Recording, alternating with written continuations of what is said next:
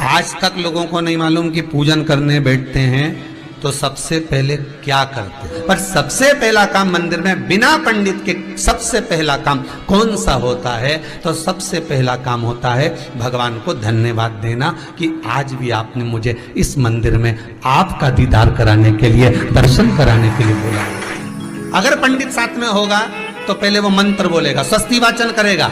स्वस्ति वाचन करने में उसको अर्थात भगवान के लिए भी प्रसन्नता और आपके लिए भी प्रसन्नता। पर आपके पास कोई ब्राह्मण नहीं, आपको कोई स्तुति नहीं आती, आपको कोई मंत्र नहीं आता, आपको कोई साधना नहीं आती, आपको कोई तप नहीं आता, पर आप इतना तो कर सकते हो कि भगवान के मंदिर में जाकर उनको धन्यवाद दे सकते हो कि तेरी कृपा है जो मुझे चलकर यहां तक बुला लिया, 2 कदम चलाया, यहां तक बुलाया, ये तेरी कृपा है। और बड़ी कृपा करी जो डलिया भर के पूजन का सामान भी लाई, बड़ी कृपा करी जो दूध भरकर भी लाई, बड़ी कृपा करी जो कलश भरकर भी लाई।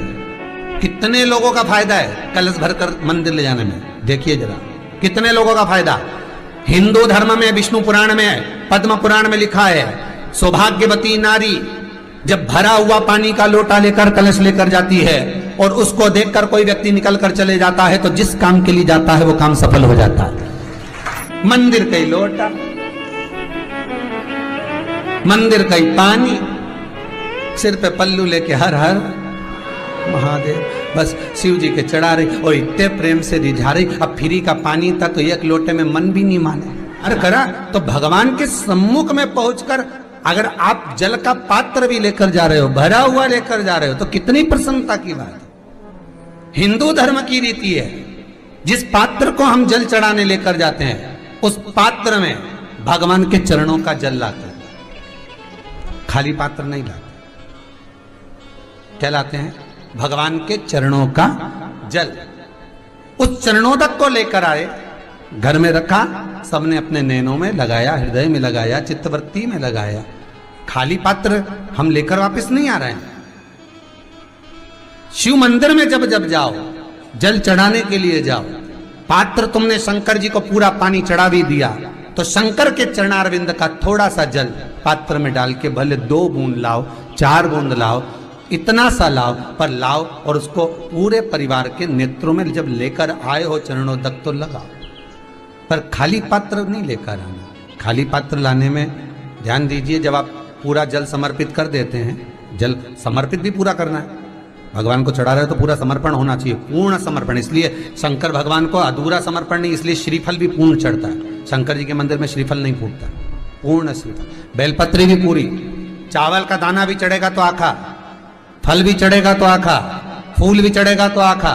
भगवान को कोई चीज खंडित नहीं चढ़ती, शिव जी को जल भी चढ़ेगा तो पूर्ण। जिस जल को चढ़ाने के लिए लेकर गए उसको बचाकर नहीं लाना है शिव मंदिर में से, संपूर्ण भाग। क्योंकि भगवान के चरण की रज जब हमारे घर में प्रवेश करेगी तो हमारा आत्म कल्याण तो स्वतः ही हो जाएगा, शिव करुणा कर ही देंगे।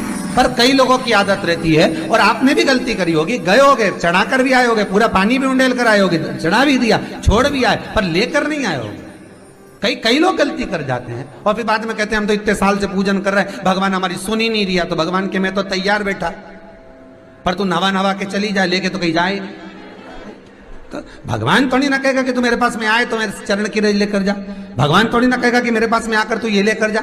भगवान तो कहेगा मेरे पास में आया है, मांगना कुछ मत, बस मुझे जो स्नान कराया है मेरा चरणोदक लेकर जा, छीट दे पूरे घर में, संपदा भरना मेरा काम है। जहां मेरी चरण की रज पहुंच गई वहां संपदा स्वतः पहुंचती है, मैं वहां पहुंच जाता हूं। तो चरणों तक ले जा, पर लोग ले जाते हैं, पूजन करते, कलश भी उंडेलते, जल भी चढ़ाते, पर आते समय खाली लेकर आ जाते। भगवान को इतना बुरा लगता, मेरे दरवाजे से खाली जाए, मुझे कितना बुरा लगेगा। जो आए वो भर कर जाए, भले 2 बूंद लेकर आओ, पर उसमें चरणों तक थोड़ा सा लेकर अवश्य आए। उसी तरह जल चढ़ाने के बाद हम जब लेकर आते हैं पात्र के अंदर, ये उसमें उसकी बरकत है। गर्ग संहिता में दूसरी चीज कही, उसको भी समझ लीजिए। गर्ग संहिता में कहा गया, जब आप घर से जल लेकर जाते हो भरकर, तो ये सृष्टि की जितनी नदियां हैं, पृथ्वी पर जितनी नदियां विद्यमान हैं, जितने तालाब, जितने सरोवर, जितने कुंड, जितने विराजमान हैं, उन सारे तीर्थों का जल जब आप घर से लेकर निकलते हो तो वो तीर्थ का संपूर्ण जल आपके कलश में आ जाता है। और जब आप उस जल को शिव पर समर्पित कर देती हो और 2 बूंद चरणादक लेकर जब जाती हो तो शिव महापुराण गर्ग संहिता पद्म पुराण कहती है वो जल साधारण नहीं रहता, वो गंगा जल बनकर तुम्हारे घर को पवित्र करने के लिए पहुंच जाता है। वो पवित्र गंगा जल बन जाता, उसको लेकर प्रवेश कर जाता। हम बार बार कहेंगे भगवान के मंदिर जब भी जाओ ना, चेहरे पर प्रसन्नता होना चाहिए। किसी से मिलने जाओ ना, चेहरे पर अगर प्रसन्नता नहीं और ऐसे ही पहुंच गए ना तो वो श्रेष्ठता नहीं मानी गई। तुम तुम्हारी बहन के घर जाओ, सती मैया जलकर भस्म क्यों हुई?